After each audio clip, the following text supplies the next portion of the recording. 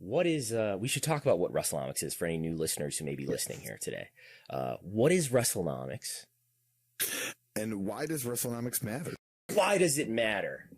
Do ratings matter, Chris Gullo? They do. No. People in my Twitter tell me ratings don't matter. What about streaming? Nobody has cable anymore. What about streaming, though? Sometimes I just watch the clips on YouTube, though. Why do we care? Why do we care about ratings?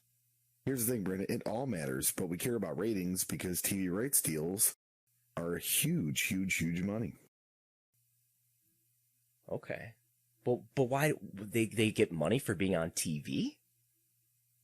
Yeah, they the networks pay them money to present them a program weekly.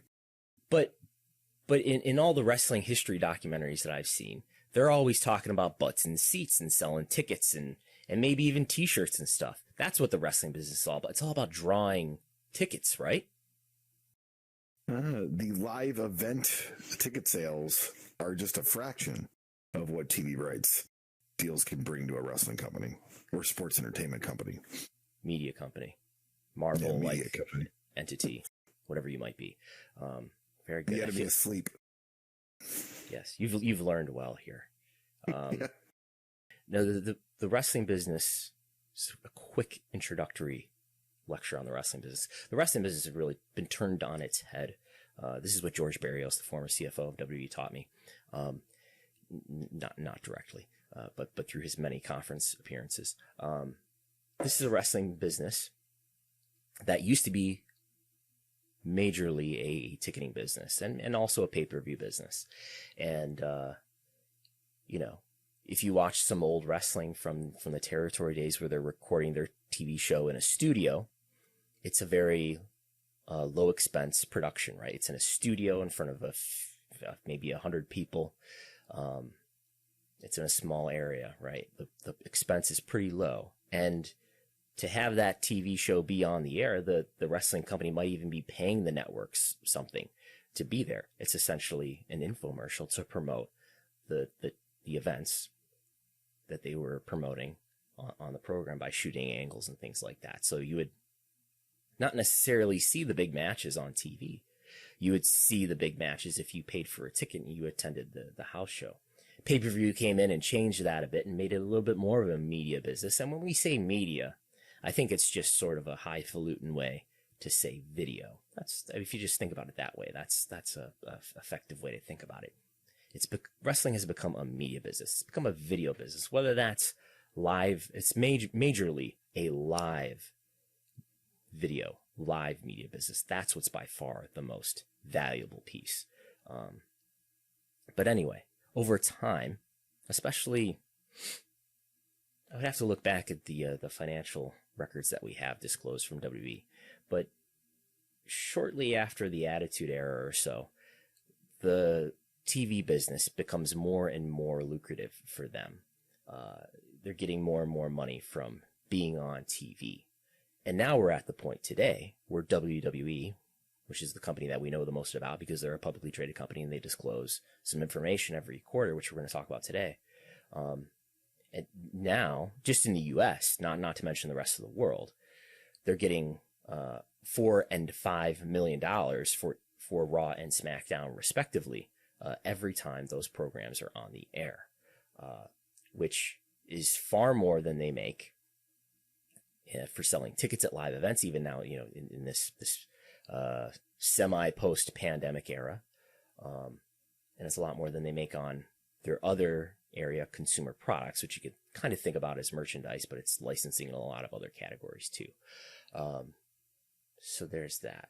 It's that sort of the habits and the tendencies of wrestling are built up to be TV promotes pay-per-view or house show. And the economics of that have really shifted. So it doesn't work that way, but all the habits and tendencies and the structure of the U.S. wrestling business in terms of what the audience expects and how the creative is normally structured, all of that is sort of discombobulated by this, but whatever, bookers are adjusting.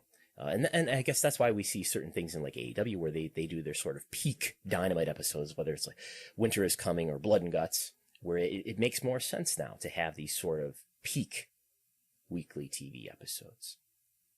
WWE not quite doing that as much, but maybe that's something they'll do in the future, or who knows. But yeah, the business has really changed in terms of where the money comes from. In WWE's case too, I think there's a preponderance of evidence to show that from 2016 to 2020 at least, every one of those years, there's ample evidence to support that WWE's popularity diminished over that time, at least with fans, with consumers. But also over that time, because of the nature of their media rights contracts, WWE made more money over that time. Because of their guaranteed TV rights fees. So even if Raw and SmackDown ratings are down, in the short term, that doesn't matter. They're going to get paid the same. If Raw does a terrible rating, they're going to get paid the same. They're not even like AEW or some other companies that get an ad revenue share. They don't get any of that. It's all guaranteed, and it's all very predictable money for them. So it's all very predictable. And more and more of WWE's money, and this is the case for AEW too, comes from not directly from consumers in terms of ticket sales or pay-per-view sales, especially in the case of WWE, where their pay-per-views are not even primarily consumed through pay-per-view anymore. As people know, they're consumed through streaming. Less and less of that money that WWE or AEW make is from fans. That is tickets and merchandise. And AEW does get money directly from consumers in terms of pay-per-view sales, because they're still more so in the pay-per-view business. But more and more, the majority already, vast majority, I would say, maybe like, I think for AEW, I would guess around 80%. For WWE, maybe some similar percentage, comes from business partners, comes from TV companies like NBC Universal, which is the parent company of USA, Fox, which airs SmackDown, WWE's various TV broadcasters around the world, including Sony in India, including BT Sport in the United Kingdom. In AEW's case, that's Turner/Warner Media, which, of course, is the parent company of TNT and TBS. And AEW's TV partner in the UK, ITV. Are there others that are obvious that I'm leaving out? The Kingdom of Saudi Arabia, giving WWE $50 million every time WWE goes to the Kingdom of Saudi Arabia. So it's very much a business partner driven business, and the immediate effects of whether or not your product is popular I think are quite delayed, because of that, this sort of delayed effect from the money doesn't come directly from consumers, it comes from business partners. And one reason why business partners have become so important, at least on the TV side, is that I think what's happened is wrestling companies, wrestling programs are now being, you could say, more appropriately valued relative to their popularity, because there is cord cutting happening, and because the cable bundle is on the decline. Cable subscriptions and satellite TV subscriptions are on the decline. Even though they are on the decline, these businesses are still very profitable. And this is something that TV networks, satellite networks need to work out in terms of how are they going to survive as a business in the decades to come, when this business, which is still quite profitable, is declining. And one thing that they're doing to respond to that is they're holding on tighter to their most popular programs. And guess who's among the most popular programs on TV? Even though, yes, their TV ratings are down tremendously from prior eras. Wrestling, including WWE and including AEW, are some of the most popular programs, especially within the 18 to 49 demographic, on all of U.S. television. And I imagine that's similar in other geographies as well. I would just add that, I'm actually glad you brought up that last point. What people don't realize, and I think the common wrestling fan that may not really know Wrestlenomics or understand it or go on Twitter or whatever, just thinks, oh, well, those ratings they did in the Attitude Era, they must have made their most money. It was a completely different landscape then. And, WWE, AEW, especially those two, being a live product that you have to pretty much watch live to know what happens, or it's all going to be over the internet, is extremely beneficial to TV companies and networks to get that, because we live in the world of Netflix and Hulu and Amazon Prime, where some people don't have to be at their couch at Tuesday at 9:00 to watch a scripted series. They're like, oh, I'll watch it tomorrow during lunch at work or whatever it may be, because that's something there's not going to be a lot. You can wait on that, but you can't really wait on a live sports program or live wrestling program. And I'm just putting a chart on the screen for people who are watching on video, just showing that here's the fiscal year of 1999 and 2000, where this is adjusted for inflation into modern U.S. dollars, the most final measure of profit. $91 and $93 million in their best years. In 2020, last year, the year of the pandemic, with no ticket sales for most of the year, $132 million in net income. Again, 91, 93 in the Attitude Era. 132 in the pandemic year of 2020, which was their biggest year ever for profit. Just to give you an idea, I think WWE is significantly less popular than they were in the Attitude Era, but the nature of the economics is that they're making more money than ever. And I would add too, okay, that's sort of how the economic picture looks. Well, why does this stuff matter to wrestling fans? I mean, there's probably I guess there is. There's a sports business journal. there is focus in media on the business of sports and in other areas of sports. But I think there's a special interest when it comes to wrestling, because I can go right now on the NFL.com and I can look up what the scores were for last week. I can look up what the standings are. Look at those numbers and wins and losses. I can look up who's the leading passer in the NFL right now. Who's got the best completion percentage? Who's got the best QB rating?